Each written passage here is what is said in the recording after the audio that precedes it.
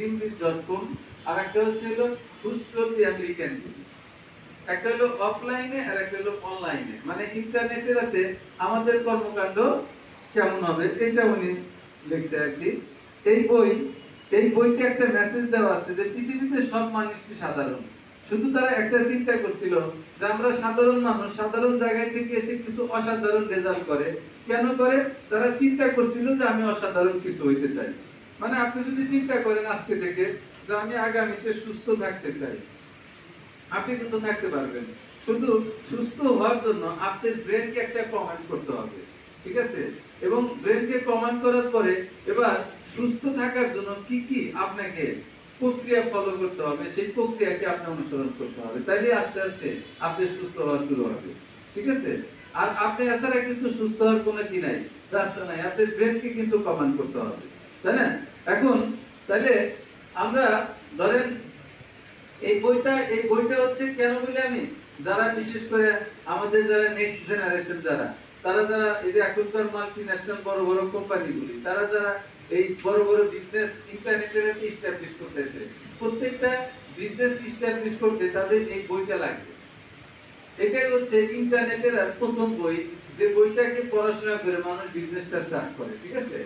এজন্য আমি বলি যে আপনি যে কোনো বিজনেস করেন, আপনি এই বইটা কি করতে পারেন, পড়তে পারেন, ঠিক আছে? এখন চলেন আমরা যে কোনো ব্যবসা করতে গেলে দেখবেন মানুষ লাগে, এরকম একদল মানুষ ছাড়া আপনি কোনো কাজই করতে পারবেন না। সকালবেলা ধরেন আপনি যদি আপনার বিজনেসের অফিসে যান, যাওয়ার পরে যদি সেখানে আপনি ছাড়া কেউ না থাকে, আপনি বিজনেস করতে মন চাইবো, আপনার একদল লোকজন লাগবে, ঠিক কিনা? হ্যাঁ, এমন কোন দুনিয়াতে কাজ নাই লোক ছাড়া করা যায়। আপনাদের কি জানা আছে লোক ছাড়া কিছু করা যায়? এরকম কোন কাজ আছে? হ্যাঁ, কাজ নাই। কিন্তু আপনি যাই কিছু করতে চান আপনার কি লাগবে? একদল লোকজন লাগবে। লোকজন ছাড়া আপনি কিছু করতে পারবেন না। যে কারণে বলা হয় every business is a people business. আপনি যাই করেন, যে কোনো ব্যবসা করেন, আপনার মানুষ লাগবে। Where there is a true people, there is a true business. যেখানে মানুষ আছে সেখানে ব্যবসা আছে, তাই না? বাংলাদেশের মেজর সিটি ঢাকা, চট্টগ্রাম, সিলেট, এখানে দেখবেন মানুষ বাস বেশি করে, যে কারণে এখানে ব্যবসাও বেশি হয়। আপনি যদি আটলান্টিকায় যান দেখেন সেখানে ব্যবসা নাই, কারণ সেখানে কোনো মানুষ বাস করে না। যেখানে মানুষ আছে সেখানে কি আছে? ব্যবসা আছে। Are you doing business or giving someone else business? হয় আপনার ব্যবসা করতে হবে, নাহলে ব্যবসা দিতে হবে। ধরেন এখন যদি আপনি কাপড়ের দোকানে যান, কেউ যদি কাপড় কেনেন, তাহলে কাপড়ওয়ালা ব্যবসা করবে না? আপনি যদি টুপি কেনেন, টুপিওয়ালা ব্যবসা করবে নাকি? নাকি আপনি এই টুপি পরে নামাজ পড়বেন 5 ওয়াক্ত, ওনার খুব উপকার হবে, যে উনি কোনো টাকা নেবে না। এরকম কি টুপির দোকান আছে? হ্যাঁ, নাই। কিন্তু তার মানে কি টুপিওয়ালা ব্যবসা করবে?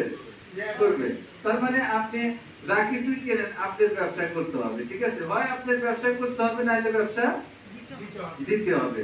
এখন যদি আপনি চিন্তা করেন আমি একটা ব্যবসা করব, তাহলে এখন বলা হয় আপনি ব্যবসা করতে হলে এখন যদি কোন একটা ব্যবসা শুরু করেন, তাহলে এখনকার পৃথিবীর সবচেয়ে দামি ব্যবসা যেটা, যেখানে আপনি দুনিয়ার সব মানুষকে পাবেন, এটা হচ্ছে ইন্টারনেট।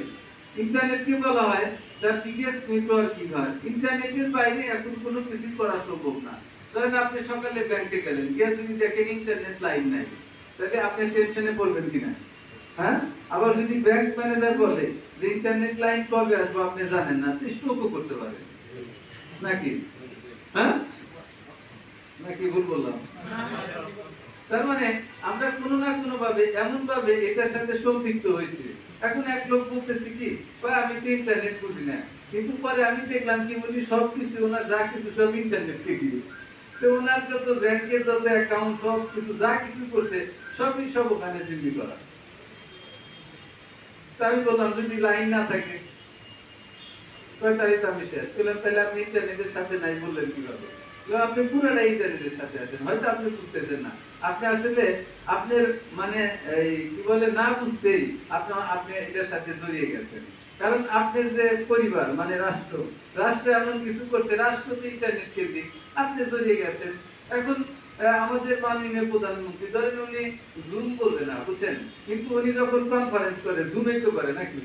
হ্যাঁ, তো ওনার বয়স 80 বছর, ঠিক আছে?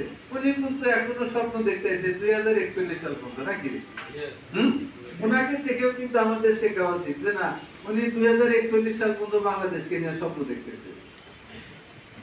আর কি হবে না হবে সেটা বড় কথা না, স্বপ্ন তো দেখতেছে, আমরাও চাইলে স্বপ্ন দেখতে পারি নাকি? হ্যাঁ, এই আর কি। তাহলে ইন্টারনেট আবিষ্কার করতে হচ্ছে পেন্টাগন, মানে এটা হচ্ছে আমেরিকান মিলিটারি ফোর্স।